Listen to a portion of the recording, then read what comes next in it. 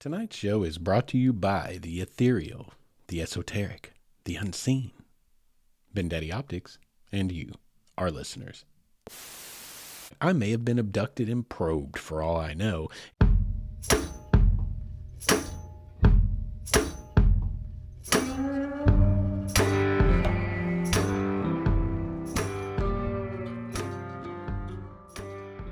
What is up, all of you wayward souls, and welcome back to the Wayward Stories podcast. Wayward Stories is the podcast where we tell the tales of our adventures and our wanderings and our wonderings.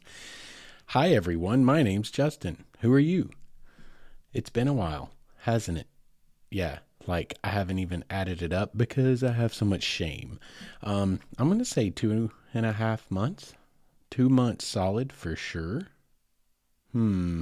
Anyway, it's spooky season is here. First of all, spooky season is upon us. And you guys know that is one of my things that I love ever so much. And that's not what this podcast is about. So I always seize the opportunity to be able to talk about it here on the show. And that only comes around about once a year. And here we are now. So before we get into tonight's show, which is going to be intriguing, I assure you, just a quick word. I just want to tell you guys what's been up, where I've been. Listen, and the reason I'm telling you this is because I know a lot of you are out there grinding as well. Many of you have gone back to school. Many of you have told me you went back to school because I talk about having gone back to school, which is so cool, and I love that. A lot of you have been out there grinding, trying to make a better life for yourselves. And what I want to say is just a little PSA. Where I've been for the last 2 months is literally having a mental breakdown. Literally.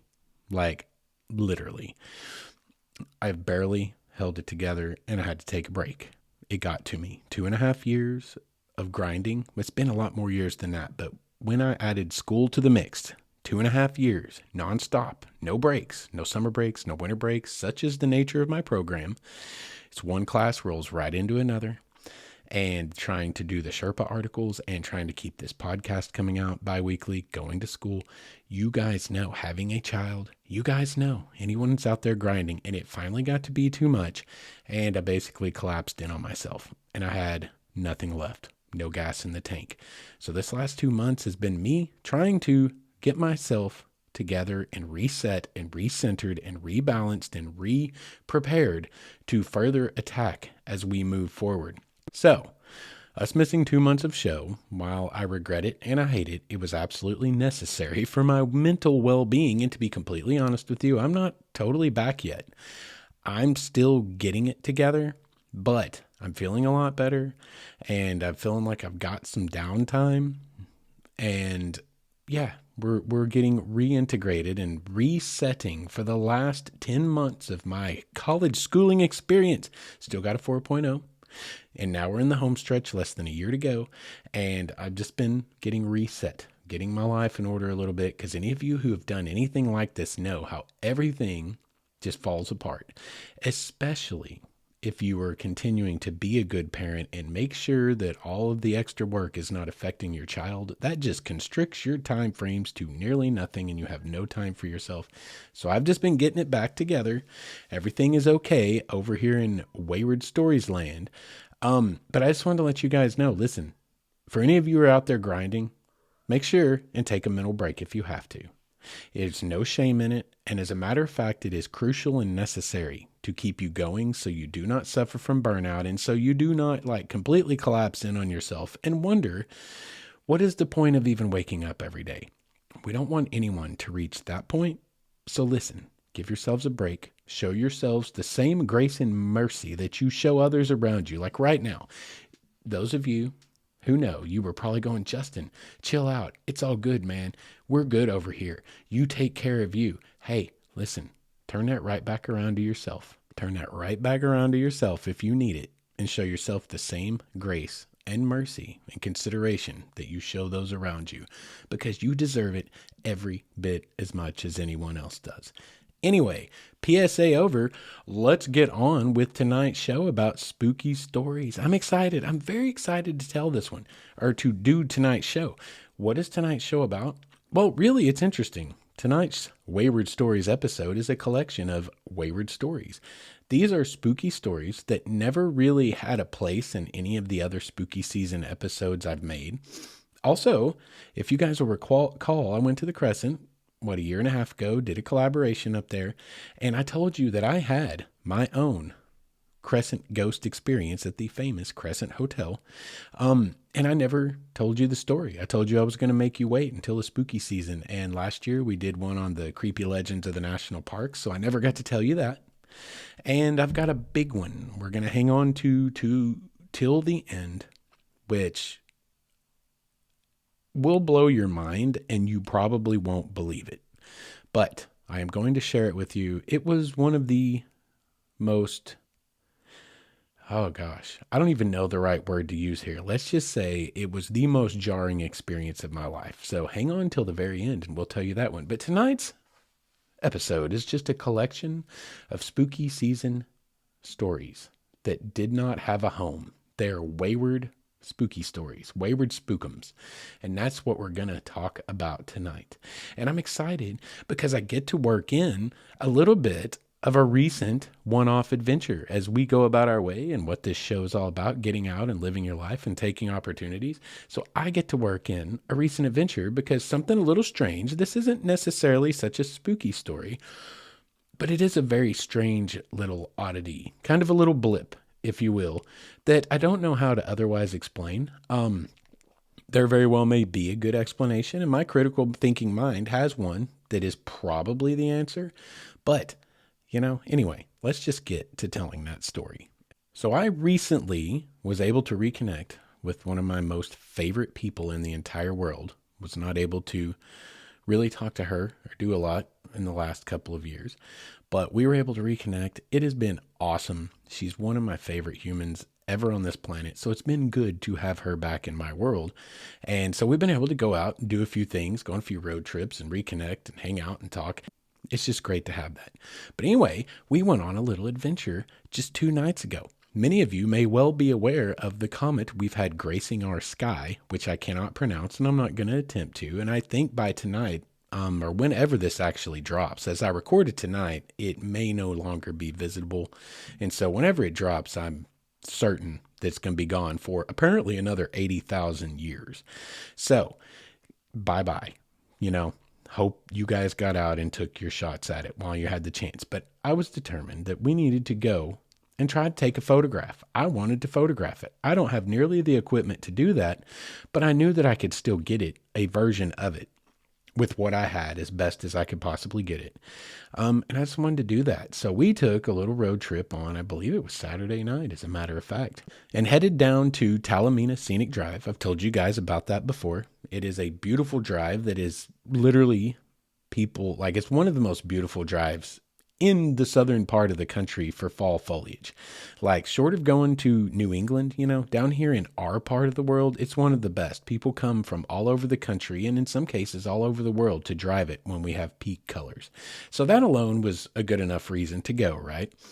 And I thought, well, if we go up there, we should probably get a pretty darn good sunset because the comet is appearing in the western sky anyway, just after sunset. So we can go up there. Maybe there'll be some colors, even though we're in a massive drought and the colors are definitely not popping.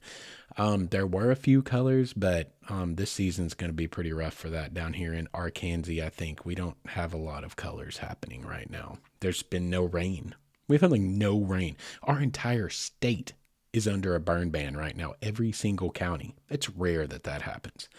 But that would be fun anyway, because the drive is beautiful no matter what. Get to hang out, probably get some good sunset pictures, and try to get a picture of that darn comet. So that's what we did. Went down. It was a very nice drive. I felt like some killer sunset pictures. There was a wildfire off in the distance, would have been in Oklahoma, on the Oklahoma side of Talamina Drive. And it was creating this really crazy atmospheric effect where the smoke was hanging down in the valleys below us to the north and west of us. And it really did create some pretty amazing sunset photos, which if you'll head over to Instagram, instagram.com/waywardson119, you'll see those photos, the comet and the sunset pictures we got up there that night. And so we had a weird little odd occurrence. First of all, listen, there was quite a few, not quite a few. I think, yeah, I mean, there was maybe another 8 or 10 people had stopped by sunset to watch sunset. And of course, you get to talking to people. But then a couple of good old boys showed up who, interestingly enough, were up there looking for, according to them, snattily rakes, rattlesnakes. And it's kind of funny because that's one of the things I used to do on Skyline Drive with one of my best friends 25 years ago. Pretty interesting, you know. It's I guess it's a cultural thing down there where I grew up near Heavener, Oklahoma. But anyway, they were both intoxicated, and one of them was literally drinking clear alcohol from a clear tea jug. And I feel confident, knowing the kind of folks that live down that way and knowing from my own childhood experiences, that clear alcohol was likely not vodka. I'm pretty sure it was moonshine. He was a whole character. Listen, generally, I don't enjoy being around drunk people. That's just me. I've had some tough experiences with that in my life, and I don't want to call it PTSD, but it's kind of triggery. I don't like being around drunk people. I can handle it, but the kind of drunks that we're talking about, usually it gets pretty, whatever, uncomfortable. He was all right. He was just a lot of fun. He was a lot of fun. He was a whole character. And that's part of the reason we get out and explore, isn't it? We got to get out there because there are people out there, and those kind of little interactions. He was one entertaining little man, and I probably won't forget him for a long time to come. But anyway, everyone finally filtered away as dark descended upon us, and we did. We watched and watched, and we finally were able to spot the comet. We were finally able to get a picture of the comet. And thank God, when I finally got it home and was able to look at it, I did get a decent enough picture of the comet to fashion it into something that, hey, I got a picture of the comet. But while we were up there, you could see the Milky Way with the naked eye. You could see satellites crossing the sky, not just Starlink, which is bright as hell, but actual old school satellites way in, deep orbit around the Earth, whatever you call that, the highest orbits. And they're just those faintest little dots on a particular trajectory that never changes. They don't flash at all. No reds, no greens. They're not planes, and you can barely even see them with the naked eye. They're so faint, but they are scooting across the sky. And there's something about that that's so cool, to actually see satellites in Earth orbit scooting across the sky with the naked eye. I mean, it's dark sky area. I don't believe it's like a dark sky park or anything recognized like that, but it's absolutely dark sky area. You're 50 miles from the largest city. You're probably 20 miles as the crow flies from small cities. You're up on a mountain. You're above the haze. You're above a bunch of humidity. You're just over 2,000 feet. And Talamina Drive has always been a great stargazing area. I did it as a kid so many times as a teenager. So it's a great place. So we're up there and we're just looking at the comet. You could see it with the naked eye, just barely and faintly. We were looking at the Milky Way, and I kept pointing out just different satellites to her. We were just enjoying it, man. It was a beautiful night. And then all of a sudden, and I don't know, I needed to ask her really how she perceived it, but we both saw this happen. And this is what's weird. This is the weird little blip we're starting off the show. We're starting off with a softball here because I'm coming at you with a hanging curve. No, a hanging curve's bad. I'm coming at you with a nasty hook at the end of this episode. You're going to be like, there's no way, Justin, you're lying to me. So we're starting off with a softball here. I'm lobbing it at you. But we were both looking at the sky. And out of the top corner of my peripheral vision, I see this bright flash directly above us, as does she. And both of our heads snap up, and we actually see, I do, at the very least, I was able to see the light dimming back down from the flash to a tiny little speck that was just scooting across the sky. It very much resembled one of the satellites that I just told you about. But listen, what the hell was that? In all of my years up on that mountain, watching those very same little satellites cross the sky, and all of my years of sky watching and stargazing, and all of my years being alive on this planet and doing astrophotography with thousands of satellites crisscrossing the sky every night, have never in my life seen one of them flash so brightly that it caught my attention almost like someone had shot a flashlight beam at you. And I am not saying that I saw a beam of light coming out of it, But what I am saying is that was almost what it would have been like if someone standing 100 yards from you was aiming right at your face and suddenly just flashed on and off. It was just a bright pulse of light. Caught our attention. Both of us saw it. I looked up in time to see it actually dimming down, like shrinking down to that little bitty dot that was just shooting across the sky. Never, ever, ever, ever have I seen a satellite do that. So my brain's like, did I just see a UAP, a UFO, whatever they call them now? You know, ask me that 10 years ago, I'd have been like, huh. But, you know, ever since the government was like, look at this crap in the sky that we can't explain and the videos that got leaked. Yeah, what's that all about? So now I'm like, did we see a thing? Did we actually see a thing? Because I've just never in my life seen a satellite do that. And that's what it appeared to be. Other than that flash of light, that's what it appeared to be after I started tracking it across the sky.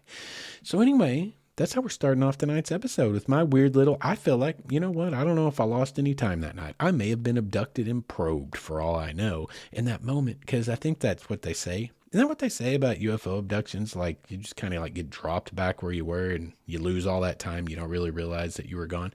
I don't know. If I start having nightmares, I'll let you guys know. But critical thinking, it probably honestly, well, here's the thing. My critical thinking says the sun was only maybe an hour and a half off the horizon at that point, right? So it well easily could have been a reflection off a satellite. Literally may have just hit the right panel at just the right angle and it flashed. Like in a way that was somehow, you know, aimed right directly at where we were. Listen, I'm that person that will tell you anything is possible.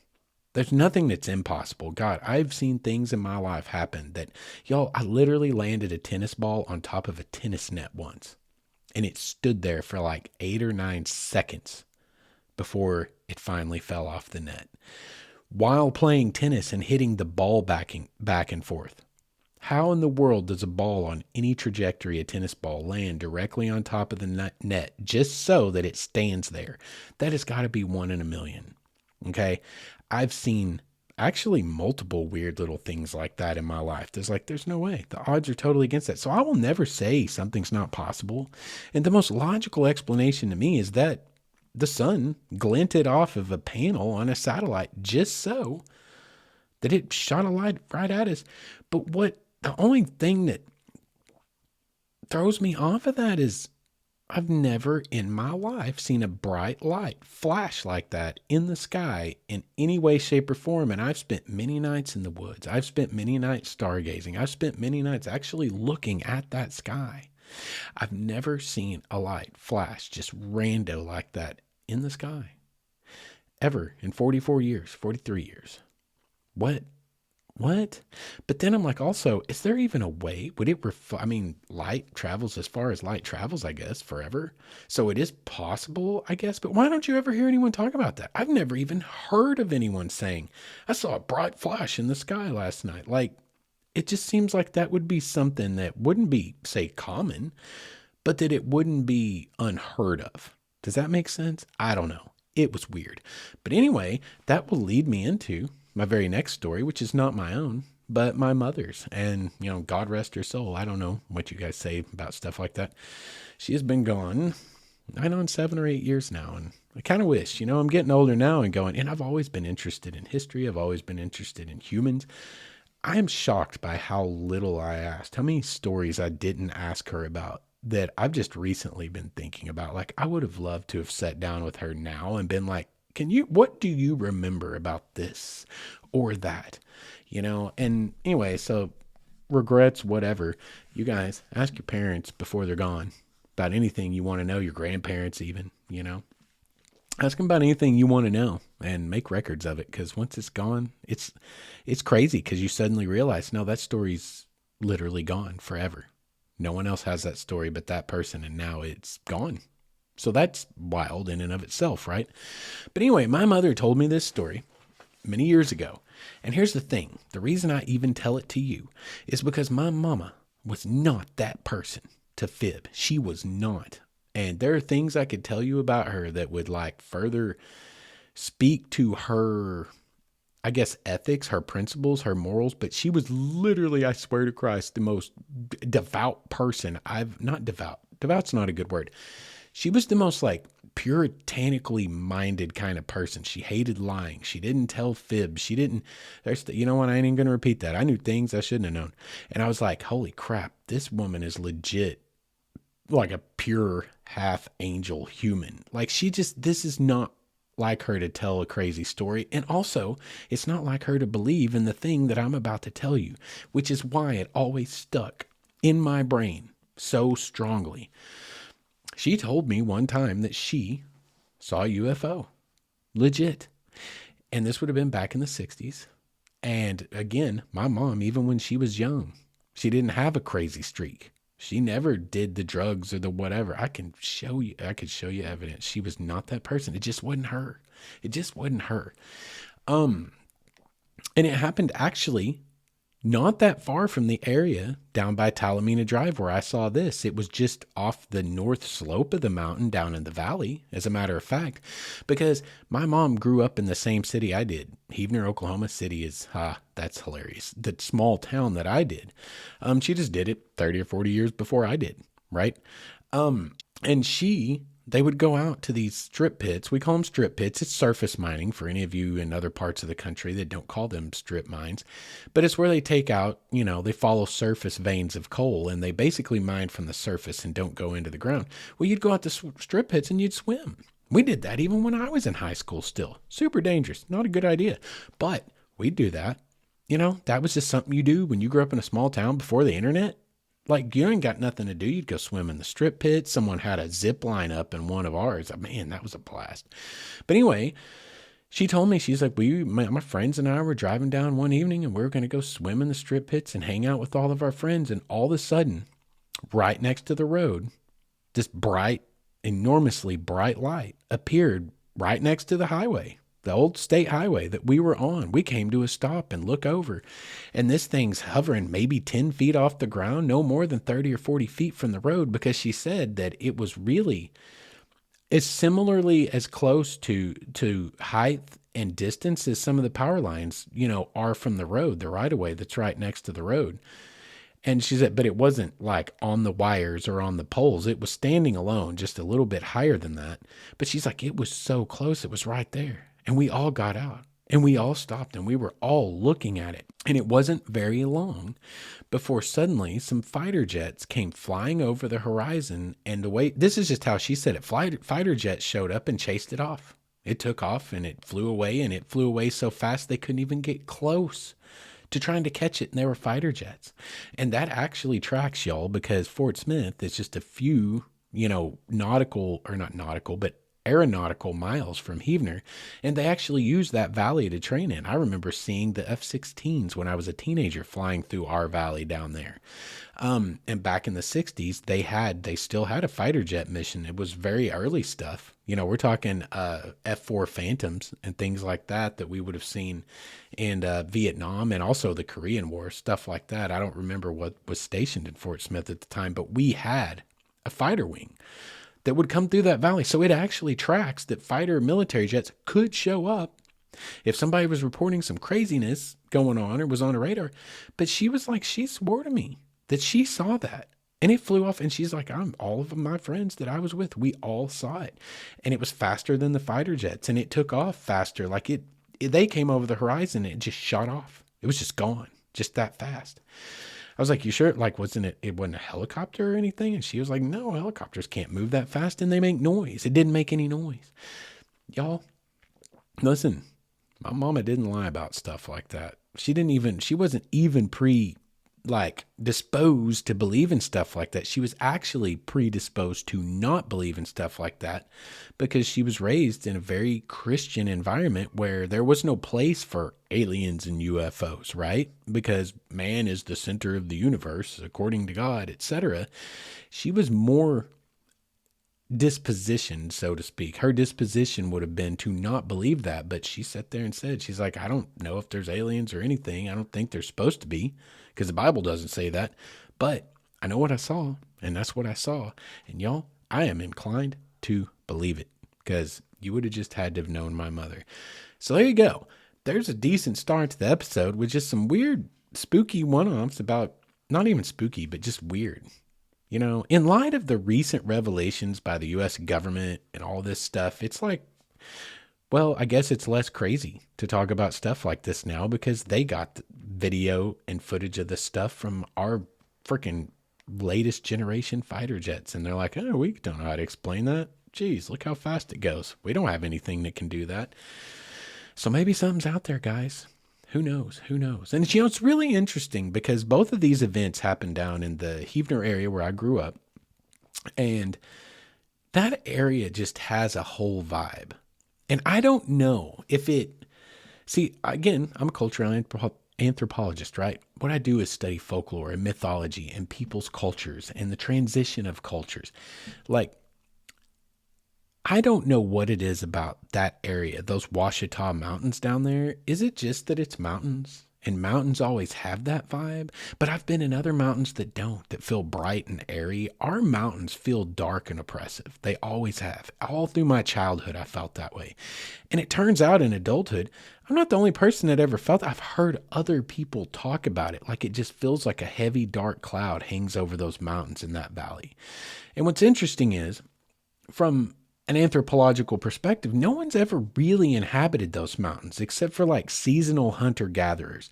The Caddo would have long ago, 1,000 years, 1,500 years ago, they and their ancestry, who they descended from, would have had seasonal hunting camps in those mountains, like up under rock shelters, bluff shelters, sure.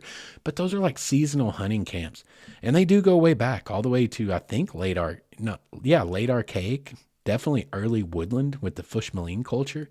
Like, but they didn't inhabit for lengths of time up in those mountains. They lived down in the river valleys along the rivers. Like that's where you had long human occupation. Up there were seasonal camps for just a little while as they were hunting their way through.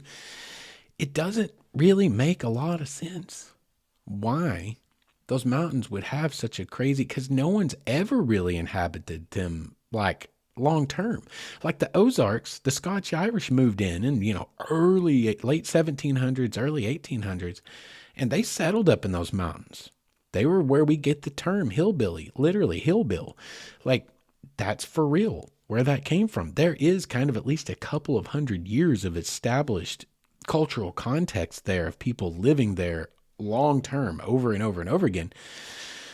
The Ouachitas never, to my knowledge that I can find, have anything like that. All it would have ever been is indigenous seasonal camps that would have only lasted for a short period before they moved on, and they would have come back year after year. But there's no way to explain like the weird heaviness that hangs over that valley. It just makes you wonder, you know, what is that? It's a palpable feeling that other people have noticed as well independently. What causes a thing like that? What is there some funk on the land? Is there something? I mean, we did have, you know, I mean, God, there's places in the South that had way worse Civil War battles and activity, but our area here was ravaged by guerrilla warfare during the Civil War. There's a lot of dark atrocities that happened in the area as far as that goes. Like, I don't know, man. It just makes you wonder. I'm not going to go way off the woo-woo spectrum tonight. Those of you that are down that road, I can already hear some of the things you're probably saying, but I'm not going to go there tonight. For all of our less, let's say spiritually adventuresome listeners, I don't want to freak all y'all out and run you off, but I do have some things that I could tell you people would be suspecting, and who knows? Again, I said earlier, I watched a tennis ball sit on top of a net for like 8 or 9 seconds once. Who knows what's possible out there in the world? Anything's possible. And you know, physicists are even giving us some hella models these days for, well, the dimensions beyond the 3 that we perceive, right? Like that's factually by the math, like not woo-woo people, not like, you know, Giorgio Tsoukalos on the used to be about history channel saying, I'm not saying it's aliens, but it's aliens. Not even like that. I'm talking like Nobel Prize winning type of, Nobel, because Pulitzer's for writing. Yeah, Nobel Prize winning types of physicists who were like, yeah, there's a whole bunch of dimensions. Stuff's going on all around us. We don't know what it all is. We can't perceive it all. We can only perceive these 3 dimensions. So who knows? Maybe a lot of this weirdness exist in those other areas that physicists say are there that we just can't perceive. I don't know. But I can tell you this. It is a creepy area. It has been my entire life, as long as I was ever down there. To this day, I mean, that's where, you guys remember when I talked about the Choctaw spirit people, like the Coney Anacostia, the Bopolis? Like, when we went looking for those, when we made On the Fringe, that was in the same mountains. And that was when we got run out of the woods by literally just the feeling of dread that overcame everyone. That's where, you remember me telling you about the off-road diesel sign? And that was like 2 spooky seasons ago. We stole an off-road diesel sign doing cantankerous, little skullduggery of young men being out there full of whiz and vinegar, and stole that metal sign and threw it in the creek, and it didn't even go underwater because the creek was so low. And then all of a sudden in the middle of the night, we hear it banging around, wake up in the morning, it's gone. In the middle of the woods, in the middle of the mountains, with no way to explain where the hell it went, just gone. Like, that happened in those mountains. A lot of things, weird things happen down there. And it's just kind of a crazy area. And so who knows? Who knows? And, you know, if we're ever going to find a Bigfoot, I wouldn't be surprised if it happens down there in those mountains. I know it's one of the hot spots, supposedly. However, one of our drunken friends from the Vista the other night, he let us know in no uncertain terms that Bigfoot was a myth, and he knows for a fact because he grew up in those mountains. Listen, man, I don't know about you, but I don't know if you can cover like 900,000 square acres or whatever, hundreds and, thousands of square miles of national forest. That is some of the most remote wilderness in the continental U.S., truly, until you get into like Alaska and stuff. People don't realize how remote it gets back down in those Ouachita Mountains where nobody lives. I feel like that's a little bit of false certainty in oneself. Like, I've been here my whole life and I ain't never seen him. Well, listen, man, I've lived my whole life down there too and spent lots of time in the mountains all over the place. And I've only seen a bobcat once in my life, and they are absolutely real and in far greater numbers than any Bigfoot would exist. And I've only seen two. It took me 25 years to see my first one. And in almost another 20, I just saw a second one for the first time last year, running my route down in those very same mountains. So listen, just because you ain't seen Bigfoot don't mean he ain't there. And I personally don't think Bigfoot exists, but I want him to. And if he might as well be down there as well as anywhere else on Earth. I don't know. It's pretty crazy stuff. But anyway, we've reached the end of the first half of the episode. So when we come back after the break, we're going to talk about, actually, I think I'm going to squeeze in 3 stories. You're going to hear about my Crescent Ghost experience and the humdinger, but I'm also going to tell you another one that I do not believe made it into any of the previous Halloween episodes. And if it did, you're going to hear it again. And it's been so long ago that most of you have probably forgotten about it anyway. So anyway, you guys stick around and we'll be back right after the break. What is up, all of you wayward souls? I want to tell you guys about our newest sponsor, Vendetti Optics, a brand based right here in the good old US of A, Portland, Oregon, to be exact. And I bought my first pair of Vendetti sunglasses about a year and a half ago and fell in love with them, so much so that I got online and ordered a couple of more pair.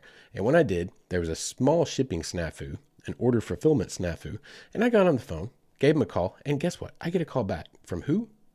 One of the big men themselves, right there in Portland, from the top of the chain.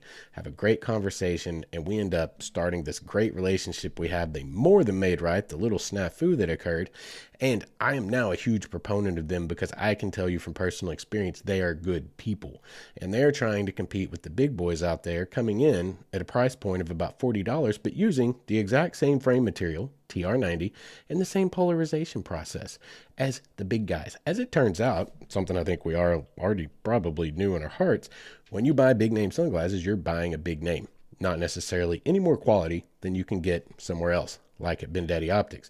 They have 29 different styles. They have multiple polarization options for whatever climate you happen to live in. And they back it up with like this lifetime guarantee that if your dog eats your sunglasses, it doesn't matter how you break them, send it back in with a check to cover shipping and handling and you're golden. You got a new pair on the way. These guys are truly trying to do it right. And they have this philosophy that a really good pair of sunglasses should not cost you so much that you are afraid to wear them. And I think all of us outdoorsmen can relate to that.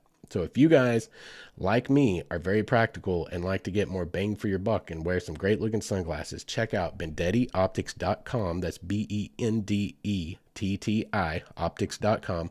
Or you can go over to Instagram /BendettiOptics. And that I highly suggest, whether you buy a pair or not, just to check out the cutest pupper you will ever see modeling sunglasses. Once again, that's BendettiOptics.com. And make sure and let them know Wayward Story sent you. And welcome back. Thank you guys for sticking around through our sponsor break. Let's get on with tonight's show. I hope I haven't told you guys this story, but I'm going to go ahead and tell you just to fit it in here, because this is one of the few things I ever experienced in my life that I actually got evidence of. And I do not have that audio file here with me because it's on a drive that's somewhere in a box that's 20 years old. But I'm still going to tell you about it. And I hope that I didn't already tell you about this, but if I did, we're going to keep it pretty short and sweet. Anyway, up in the Ozarks, we're going to move out of the Ouachitas for a minute, and we're going to move up to the Ozarks for the next couple of stories. But up in the Ozarks, there was a bridge across the White River known as Tilly Willie's Bridge. And it had several legends associated with it back in those days when we were making On the Fringe and chasing these things down. God, I probably told you this. I'm telling you again anyway. It doesn't matter. And so as we went about making our show On the Fringe, it came to our attention, and we decided, well, we got to go up here and make an episode, right? That's what this is all about. That's really what On the Fringe, when we were making that show, that's how I intended it when I created it, when I wrote it. It was intended to be chasing down urban legends and basically the myths and the folklore, and being like kind of an early version of a legend tripping show before legend tripping was even a thing. It's like we weren't going there saying there's going to be something or we believe there's something there. It was, let's go there, see the place, and tell the story. And then we'll investigate a little bit. Maybe we'll see something. Maybe we'll figure out what made people think there's something here. And in fact, we were able to debunk a few things. Factually debunk, see it happen, and be able to recreate it and know what caused it, which pissed everyone off that lived in those areas, but we did it because it was the truth. But other than that, there was a few legitimate experiences that happened, and this was one of them, and Tilly Willie's Bridge was one of those. And it's funny because at the time we go up there, right, and it's online and it's got all this legend about it, and even the county commissioner, like people, every year, someone somewhere, the Northwest Democrat Gazette or whatever, somebody had to write a story about the Tilly Willie's Bridge. It's locally famous, right? And they'd point out, like, we contacted the county commissioner, and even he didn't know when the bridge was built. And it's a strange structure. It's mostly concrete. It's only got 2 small holes in 2 different places. Blah, blah, blah. We show up. First day we're there. I look over and see right on the side a big square stamp in the side of the concrete. And I was like, doesn't that look like where a maker's mark would be? Sure enough, we go over. It's a maker's mark. Exactly when it was built. E.M. Ratcliffe, engineer. And I believe it said... it was in the 1930s or 20s. I think it was like 1926. It might have been 1932. And I don't know why my brain can't remember that. Yeah, I do. It's 15 years ago. But it was in the 20s or the 30s. And what it turned out, it's cool because we actually helped solve a mystery. And a local historian was almost able to save that structure. It was literally like bulldozed the next year, blown up. It was slated for destruction and to be replaced. Because what it actually was a series of 5 dams that were used to actually build the city of Fayetteville. It helped build Northwest Arkansas, which is a booming, growing metropolis of a sort right now, because once all those cities up there grow together, it's going to be just like Dallas, Fort Worth, Arlington, Plano, whatever. It's going to be the same thing, and it almost is for a few of those little cities. And this series of dams helped to provide the water to help create Northwest Arkansas in the early days. And that historian almost got that structure saved because we went up there and looked at it and found the damn maker's mark, which had even the county commissioner stumped. Well, that's what happens, county commissioner, when all you do is eat donuts all day and, delegate for people what to do and don't care about, actually getting out and doing anything. That's a little harsh, but it's also true. Anyway, we went to explore. There were several stories that went with it. One of them was like a U of A student that drove off the edge of the bridge in the middle of the night. And the White River is and can be raging there. It was pretty darn deep and moving when we were there. I wouldn't have wanted to fall in. You could drown in it for sure. And the thing about the bridge is because it was like a low, small concrete structure, it was one lane and it only had the equivalent of curbs on the side of it. It was kind of terrifying to drive across. You could literally just curb right off and fall right into the river. It was crazy. And that's because it was never intended to be a bridge. It was intended to be a dam, and it was to give access to like dam personnel and city people to go out to the city lake that it also helped to supply water to or whatever. It was never really intended to be a county road that had a bridge on it. But there it was. And so it's kind of a believable story. Somebody might have drowned there. Who knows? One of the other ghost stories that went with it is there was a lady in white, a white ghost, figure, apparition that spun in the field, supposedly. And so we went to investigate that, and there was supposedly a light that appeared in the pastures, and we went to investigate that as well. And so, Tilly Willie. You might say, what the hell is Tilly Willie? Well, Tilly Willie, I think, ethnographically speaking, I think Tilly Willie is literally just a shortened version of, I think it was probably Tilly Wilson's bridge. Or because it was Matilda Wilson's ford before that dam was ever built there. And so I think she may have gone by Tilda or Tilly. And I think we even found some evidence of that in the records. So I think what it was Tilly Wilson's ford. And over the years, it just became Tilly Wilson's bridge and then Tilly Willie's bridge. And so there you go. That's probably the story behind it. And we also know when it was built. So that mystery was also solved. We were able to debunk the lights appearing in the pasture because we were able to use just Google satellite to locate a road that came right towards the pasture from the exact angle they said the light came from. And that the road would then disappear behind a tall bank and a tree line, and that road did not connect to the road you were on. So it was actually, that was the story, is car headlights start coming towards you and then they disappear. Well, it's easy to explain. If a car comes down that road, you can see them across that pasture and it looks like a car coming right at you. And as soon as they turn back to the right, they disappear behind the tall cut bank and the tree line. And that road did not connect to Tilly Willie's road. So it could go on out into the distance, and it would and did absolutely appear as if cars would coming and then just completely disappear. So that was easy to explain. We never did see any spinning ghost girl out in the pastures. But what we did get, and the reason I'm telling you this story, maybe for the second time because memory fails me from anything I told you 2 years ago. We were out there, and Ghost Hunters was huge at the time. Any of you of a certain age will remember when Ghost Hunters went big on TV, and it had, what were those guys' names? Jason and Grant. They were like the plumbers by day, that worked for Roto-Rooter, and then they did the ghost hunting at night, and they had their little team. And so they had certain things that they used to try to detect ghosts. And who knows, maybe you can. I don't know. I've seen some crazy stuff. I've done some crazy experiments myself and gotten some crazy results. It's insanity. But anyway, for the sake of this story, I was out there on the bridge myself with our cameraman Keith, and I was using the little audio recorder, right? And using that recorder to ask questions to whatever might be out there in the ethers that might like to talk to us. Who knows? And so at some point in the investigation or the asking of questions, my line of questioning, I was asking, what was your name? Okay. And this is going to be a little weird to explain, but I'm going to take the time to try to set it up because I think it's important. But anyway, ask, what was your name? And I've got this recorder at arm's length held away from me. And after, I think it was around 8 seconds, 7 to 8 seconds, I suddenly see this super bright flash of light, like zip right by my hand where I'm holding this recorder out. And it was a white flash of light. The recorder only had a little red light on it, so it wasn't the recorder. And it scared me. I said, "Oh, Frank," right? I didn't say Frank, but for this podcast, I'm going to say that because kids listen. But I was like, "Oh, Frank." And then like, kind of nothing. We go on from that. They were like, what happened? And I'm like, I saw a light flash. That's crazy. Whatever. Okay. A little bit later, we wrap up for the night.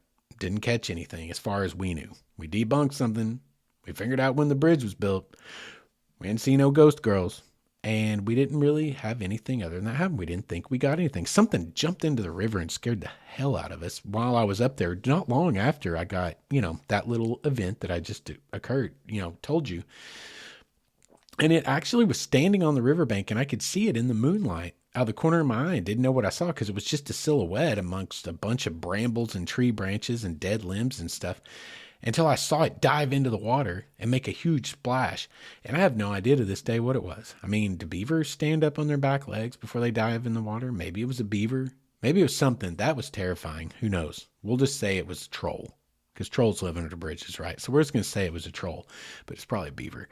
Anyway, we get in the car, the big Suburban, actually, the possum wagon, as it were. So we're Possum Valley Entertainment, which is still the company that I produce this podcast to this day under. It's like over 20 years old now. Isn't that crazy? Possum Valley Entertainment Incorporated. There's a whole story behind that too. Maybe I'll tell you someday. But anyway, we get back in the Suburban. We're heading back to our hotel for the night. And we decide, well, let's put the audio recorder on the big speakers and let's all listen to see if we caught anything. Kid you not. As I asked the question, what was your name? We listen to a lot of this. Don't hear anything, right? I say, what was your name? Well, about 7 to 8 seconds later, which thank God I yelled out, "Oh, Frank," because this literally Abe was able to put a timestamp on this as it happened.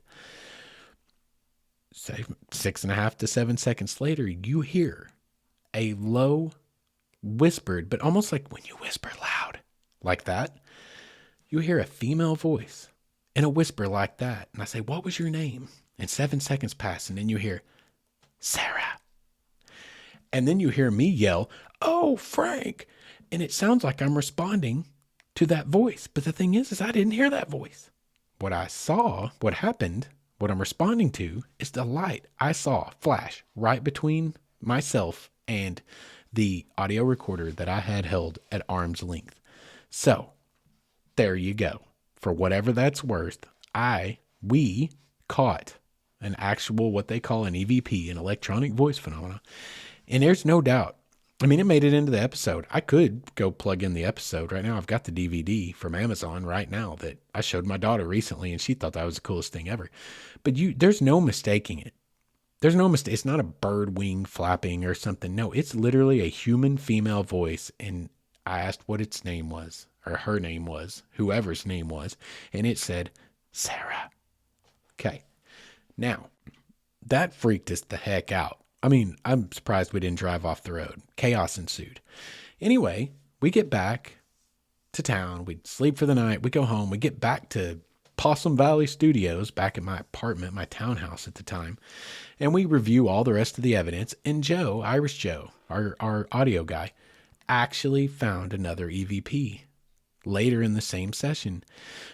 And it's interesting because I'm asking and I start saying something like, listen, we're not here to disrespect anyone. We're not trying to make a mockery of anything, something to that effect. We're like, we just want to document you. And in that 3-syllable word, document, as I say, we just want to document you. In between Q and mint, the second and third syllable, you hear the same exact voice. With no flash this time. I didn't see any flashes around me. But you hear the same exact voice. Clear as a bell. Same timbre, same tone, same whispery whatever. Say, thank you. And it like, gosh, it gives me chills right now. Literally gives me chills right now even telling you because I can hear it. I can remember that moment. That was real. That was real. That really happened. That really happened to us. And that's one of my Wayward Spookums stories that I don't believe ever made it into the show. And if it did, well, any new listeners, this is the first time you heard it. And any old listeners, well, I guess I'm turning into an old man. And that's what you got to do if you really love your old people, is listen to them tell the same stories over and over and over again. Yeah. Anyway, let's move on. And let's talk about my ghost experience at the Crescent Hotel.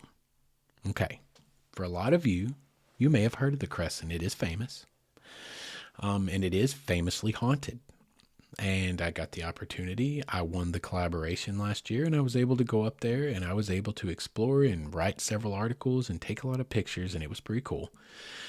But of course, I was taking the Crescent Ghost Tour. That was gonna happen, right?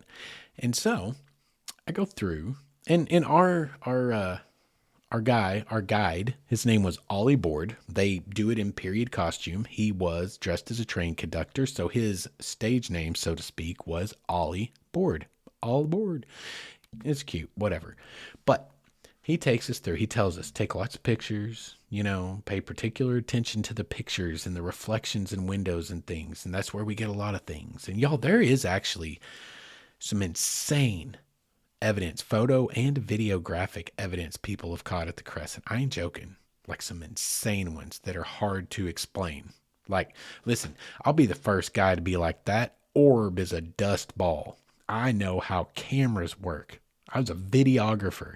Orbs aren't a thing unless you see them with your naked eye. If it's in a camera, it's a bug. It's a piece of dust. Get over orbs. I'm the first person. I believe in some stuff, but I'm a critical thinker about it.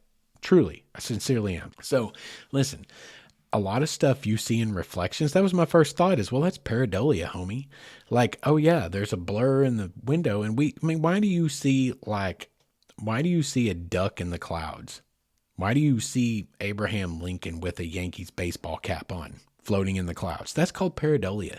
The human brain is wired to make sense of the things it perceives. And there's even audio pareidolia. That's actually a thing too, though less hard to fall for because a voice is a freaking voice, period, right? But I'm like, that's probably pareidolia for most of that stuff, whatever. But anyway, we go through, and I had permission to lag behind so that I could take pictures of everything for the collaboration.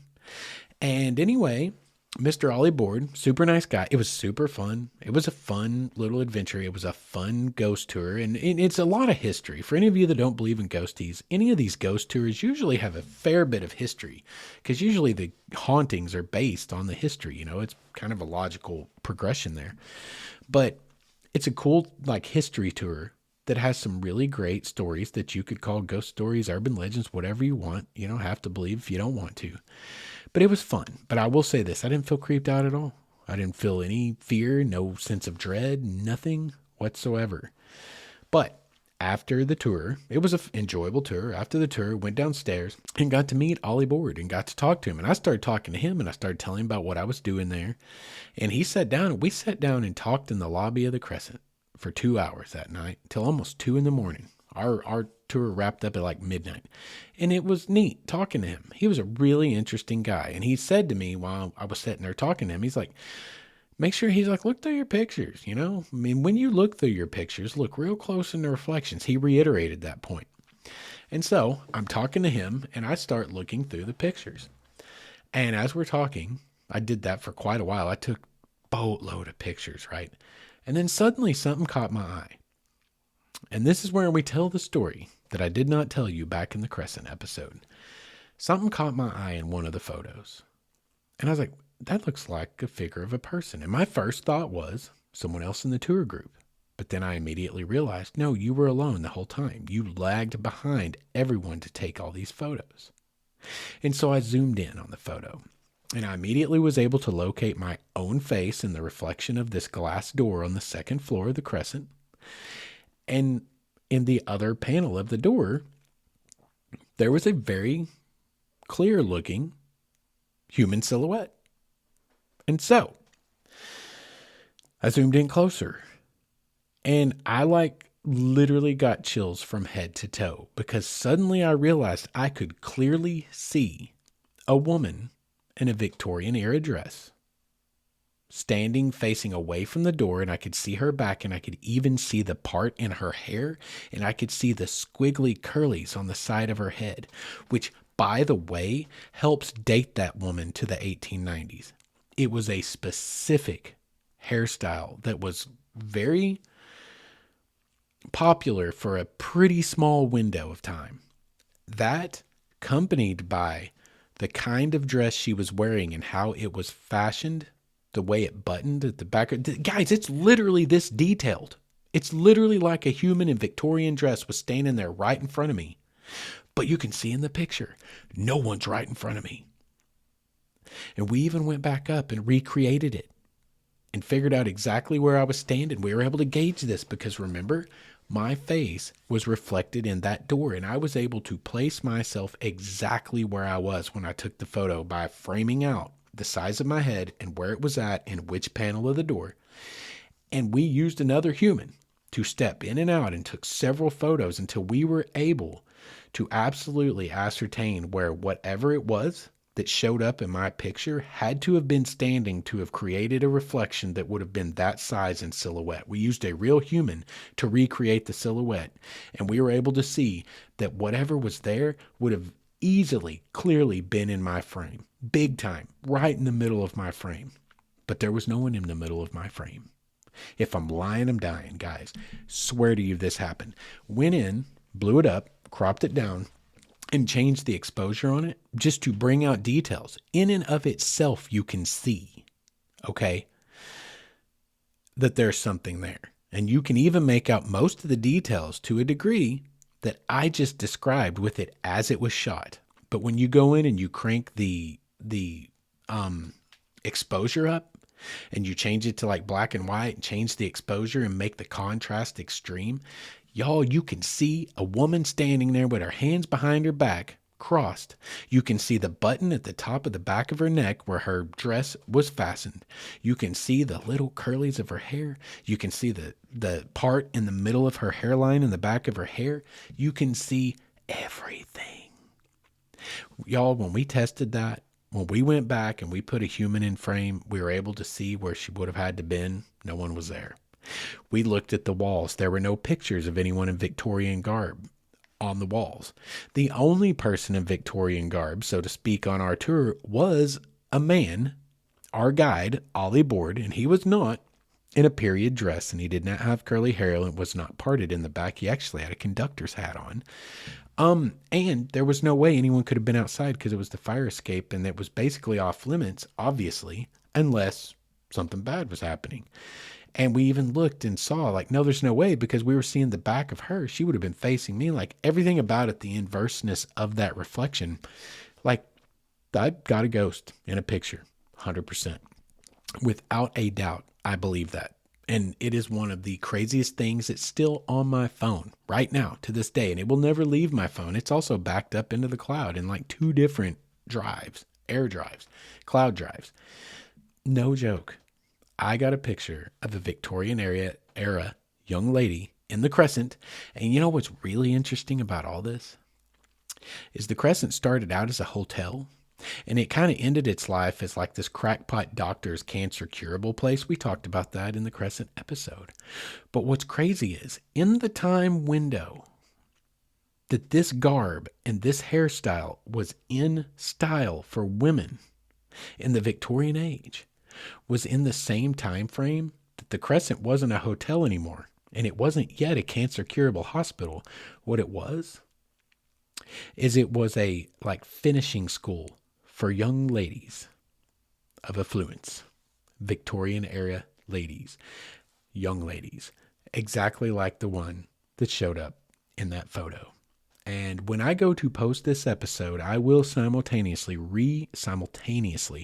repost those photos, okay, and put them back up so that when you hear this, if you want to see them, you'll be able to go to Wayward Son or Instagram.com/waywardson119. Go check out my Instagram and you will be able to see them. So I'll make sure they're back up there again by the time this episode drops. That's my Crescent ghost story. Matter of fact, let me finish by saying that wasn't the end of that story, so to speak. Y'all, when I was sleeping in that room, one of those 2 nights, I legit had night terrors, like wake up screaming, sleep paralysis type of night terrors. And I had those as a young man. Growing up as a teenager and a young man, I did struggle with that. That's some of that PTSD from my childhood. But in my adulthood, that hadn't happened in 10 years. 10 years that hadn't happened. Two, context, I'm not scared of this spooky stuff. I love it. I think it's fascinating. I have no fear of it whatsoever. So there's no real reason my psyche should have been primed to have some kind of terrifying nightmares. And those nightmares were actually horrible, brutally horrible. I won't repeat them to you. They were terrible. And I woke up screaming 2 in a row on that night. And oddly enough, there was much joking about my ghost girlfriend. The next day, came back into the room after being out taking photos and stuff. After the room had been cleaned by housekeeping, there was literally a single red rose petal laying in the middle of the floor. And there were no roses ever in that room. Not while I was in there. There was no flowers in that room whatsoever. And a single little rose petal ended up laying right in the middle of the floor. Not a whole rose, just a petal. And like I say, there was not any flowers in that room at any point over the entire weekend I was there. So that just kind of made it a little bit funny and a little bit creepier. It's like, do I have a ghost girlfriend? I don't know, man. Like, I mean, she was a cutie. Victorian era, the garb, the hair. I mean, like, sure, why not? But like, I don't know. It was just kind of funny. Anyway, that is my Crescent ghost experience. Now, well, let's see here. You know what? Yeah, I'm going to do it. It's running long, but I'm going to do it. I'm going to throw you my curveball. This is a story that I've never told you guys, and I kind of expect that I never would, but I'm going to. Have any of you ever heard of shadow people? Like, it is a modern phenomenon. Any of you that are even remotely interested in this kind of probably know about it. It kind of got big in the 90s when I believe it was Coast to Coast AM. They talked about it on Coast to Coast AM. And a lot of people start saying, yeah, I've seen that. Yeah, I've seen that. And it was late 90s. Interestingly enough, I saw my own shadow person in the late 90s, but did not listen to Coast AM back then. Literally had one channel, one TV station, because I grew up in BFE and we had an antenna. I had no clue. I'd never heard of shadow people in my entire life when this event happened. And here's how the story goes. Again, grew up in Heaven, Oklahoma. Not a lot goes on down the sticks like that, especially in the late 90s when, like I said, you got like one TV station if you can't afford cable, which we couldn't because we were poor as crap. Barely got internet, barely have internet in the schools in this time frame, right? There's no way that we knew about this, but we'd get bored. The whole point is we'd get bored. We didn't have nothing to do. So we'd hang out downtown and we'd get together and we'd go ghost hunting. And this is where my interest in all this kind of began, is we'd go ghost hunting. And what was ghost hunting back then? We didn't know. We'd drive to a cemetery. We'd stand at the gate all night and get ourselves terrified because we thought we saw something, which was literally, looking back on it, just our eyes doing that pareidolia thing, trying to make sense out of the milky blackness of the darkness and starting to put together things. Like, especially in actual deprivation, sight deprivation, your eyes will literally start to morph shapes into things. Like, this is scientifically known. Looking back, that's what was happening most of the time. We'd go down there, we'd get ourselves scared, we'd get our, adrenaline all cranked up, we'd fly back to town, and it was a fun time. But anyway, we decided to go out one night, and there were 7 of us. My friend Tiny, who was enormous, ironically, that's why we called him Tiny. He was like 6'6" or better and well over 350. Huge guy. Another friend, I'm not going to give anyone's names up, but we had maybe their first names. But there was he, and then there was Randy, and then there was Nathan in the front seat of this single wide pickup truck with a long bed on it. So in the bed of the truck was myself, my friend Clint, my friend Benny, and my friend Ryan. So there's 7 guys in this truck.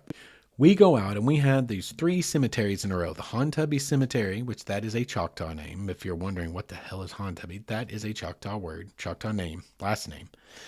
Then there was the Loving Cemetery, which again, that's someone's last name. And then there was the Weeks Cemetery, which was the name of a little town. And interestingly enough, they're all 3 in basically a straight line down one single road. But the Weeks Cemetery was actually across the Arkansas state line. And once you got out to Weeks, it was dirt road. There were no street lights. There were some abandoned houses out there that used to be that community. And that was the truly terrifying of the 3 cemeteries. The other 2 weren't so bad. Well, anyway, to try to make this long story as short as possible, We went out that night.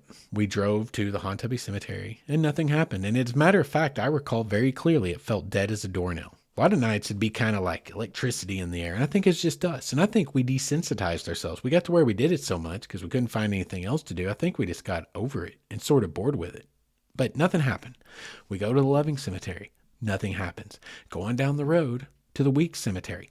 And it was apparently a very boring night because I also specifically remember that we made this loop essentially 3 times. We went to Hontubby, Loving, Weeks, came right back to Loving, to Hontubby, nothing.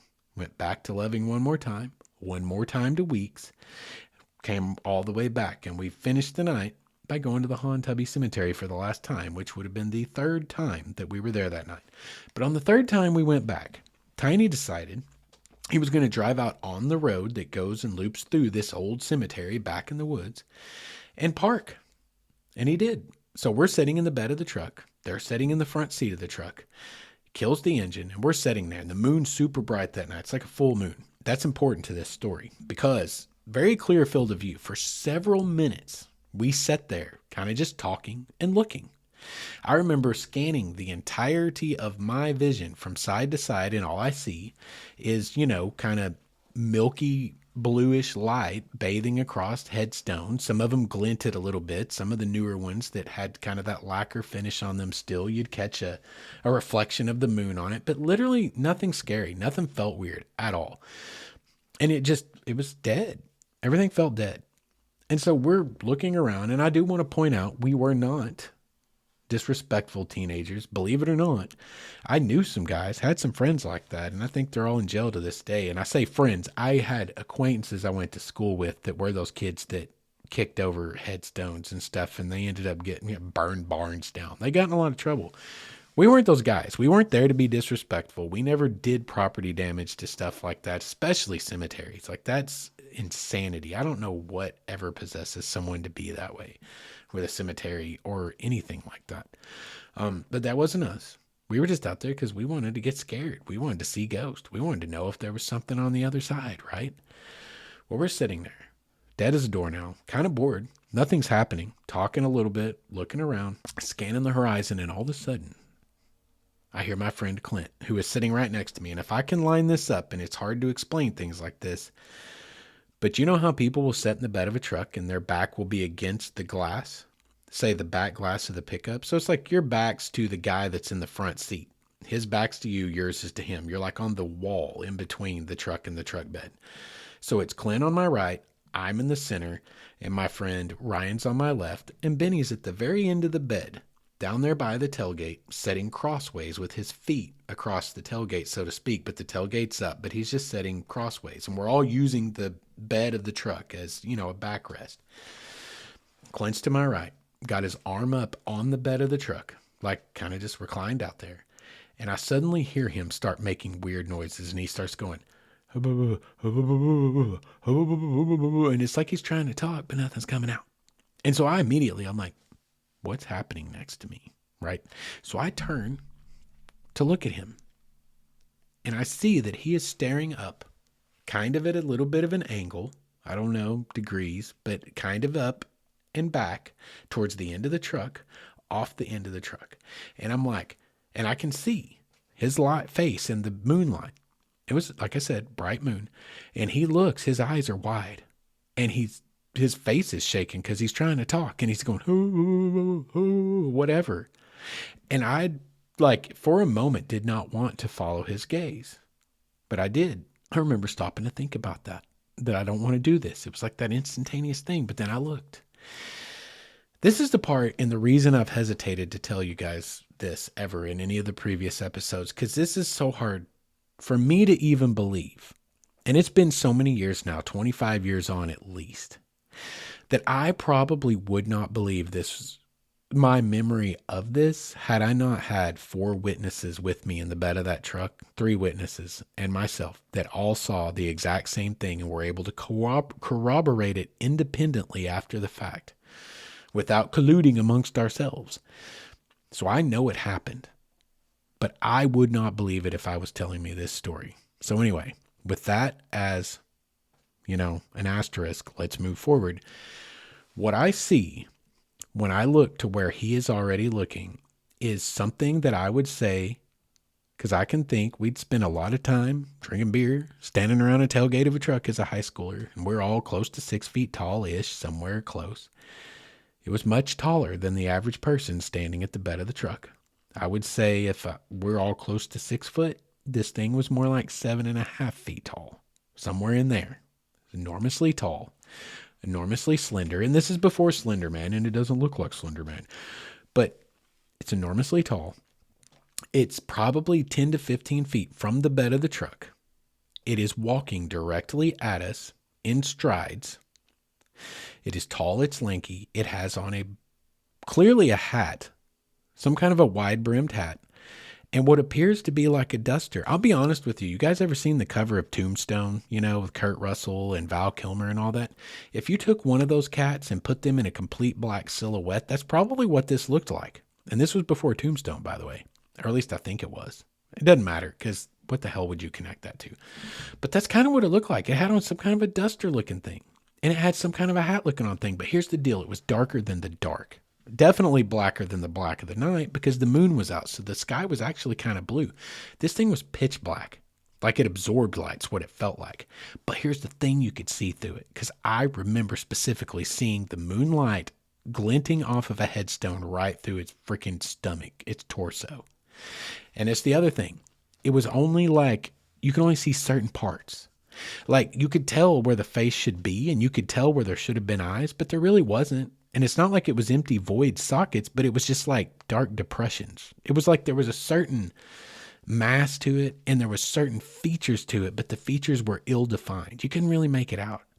But it was walking, its arms were swinging, and it was striding towards us with those big, long, lanky legs. But here's what's crazy, is it wasn't moving. It was striding towards us and not making any ground on us sitting still in the truck, as if it was walking on a treadmill or something. That's the best way I could functionally describe it to you. Even though that takes you to the gym and out of the creepy cemetery, but that's literally the only way I know how to describe it. And I saw it. And I will tell you the straight truth. I screamed like a girl. And I fell down into the bed of the truck, and I covered my face with my hat, and I began screaming, "Go, go, go, go." And I was screaming at the top of my lungs, and in a way that I'm not going to try to recreate here, but have you ever screamed in real terror and your voice loses itself above the loudest you can yell, and it starts like almost going through like air, like you can't even scream out the words because you're just passing right by your vocal cords? That's kind of what was happening. And the other two guys in the bed, Benny at the bed down there closest to the damn thing, whatever it is, looks up, sees it, and levitates. I'm not joking. This dude, his muscles must have been like snap reflex, fight or flight, because he flew into Ryan's lap and my lap. I'm not joking. I did not see him flinch, and suddenly he was in our lap, and it was with force. I mean, he slammed into us, getting towards us, away from whatever that was. So we're all screaming. There's chaos ensuing in the back of this truck. And we hear them in the front start going, "What is it? What is it?" And we're just screaming, "Go, go, go, go, go, go, go." And all of a sudden, you hear him try to start the truck. And I swear to you, if I'm lying, I'm dying. Just like out of a damn horror movie, you hear, "Shunk, chunk, chunk, chunk, chunk, chunk." And the truck doesn't start. And then the real screaming starts. The truck didn't start, but the screaming sure as heck did. And then we hear it again. Shunk, chunk, chunk, chunk, chunk, chunk, chunk, chunk. It doesn't start. Finally, on his third attempt, it did start. And he peeled the heck out of there. And I don't know if that thing was still back there walking on his damn ghostly treadmill or whatever it was doing, because I wasn't looking ever again. There was no way I was looking. I thought we were going to die. When that truck wouldn't start, I thought, I'm dying right here tonight. No joke. And then we get out of there. We fly down the road. We jump out of the truck. And I don't know why Tiny stopped so damn close. We probably didn't go a mile from the cemetery out onto paved road. And we did go out away from it. But then he pulls over and they jump out and they couldn't wait to know, what the heck did you see? What was it? What was it? And one of us had the idea, and I don't know who it was. And thank God that they did. It was probably me. Because to be honest, that's the kind of way I would have thought back then. And I've always been this way. But I said, listen, there's 3 of y'all, there's 4 of us, let's split up, just spread apart and tell the stories independently. And that way you guys can tell us if we all saw the same thing. Because I actually wanted to know that. I didn't want us to inform each other's story. I wanted to know what everyone saw. And so we did exactly that. And I'll never forget this. Tiny was the most dramatic amongst us, or he got the most upset about stuff. I don't say he was the most dramatic, but he got the most upset about stuff and scared. And I'll never forget, as we rotated around our little circle of friends, each of us telling exactly what we saw, which is exactly what I just described to you. I'll never forget watching Tiny become more and more like disconcerted and beside himself and visibly shaken each time we rotated until I got to him. That's how I knew that we were all telling the same story, that we had all seen the same thing, because every time one of the new people said something to Tiny, the next person in line, he just got more and more beside himself. And that's how I knew he was hearing the same story from multiple witnesses. And when we came back together, sure freaking enough, we all had seen the exact same thing. Now you tell me, what the hell was that? We saw a shadow figure. It was not only a shadow figure, a hat man. And here's the other thing. I didn't know that those were tropes in the paranormal world until like 4 years ago. And I heard it on a different podcast. And I about pooped in my little wayward son britches. Because I was like, oh my God, that is exactly what we saw. I've been 20 years with that in my memory. 20 years not knowing what the hell that was, and no concept to even imagine it. 20 years. Longer than 20 years. And suddenly I'm hearing it described to the T, the hat and all. And the only weird thing about it is shadow people are well known, but they're always in houses and they're usually linked to sleep paralysis. And that's where science gets off with it is, nope, you didn't see anything real. You had sleep paralysis. And, this always comes with this. And that's true. That's true. But I wasn't nearly asleep. I was sitting in the middle of a cemetery. And that's the only story I've ever heard of one. In all my years of listening to different podcasts and stories and researching different mythologies and folklores and ghost stories and all the things, the only one I've ever heard of happening in a damn cemetery was the one that happened to us.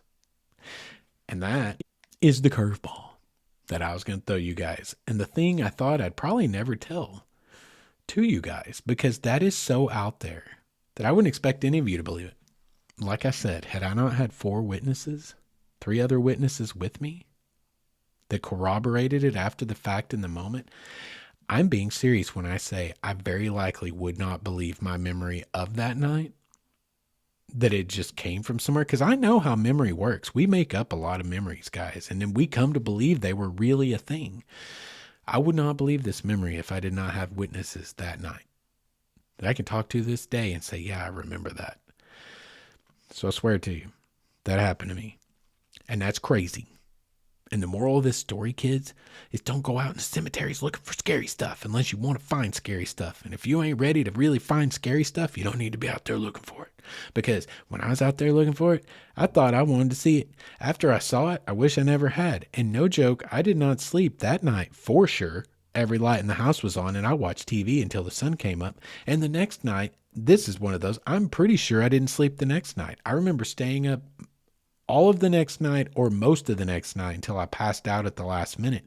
It messed with me for days, and it scared me out of ever wanting to know anything about the paranormal for like 15 years before I kind of overcame it, I guess, and got interested again. Whatever, supernatural, anything. It's fun. The world's mystery and magic, and that's fun, and I love it. And it took years for me to get back to that because of that one incident. So anyway, that's one of the Wayward Spookum stories. And we're at the end of the show now, for sure. But that's one of my Wayward Spookum stories that did not have a home anywhere else in previous spooky seasons. But this season, 2024, this is where it finds its home. And I hope that you found it entertaining.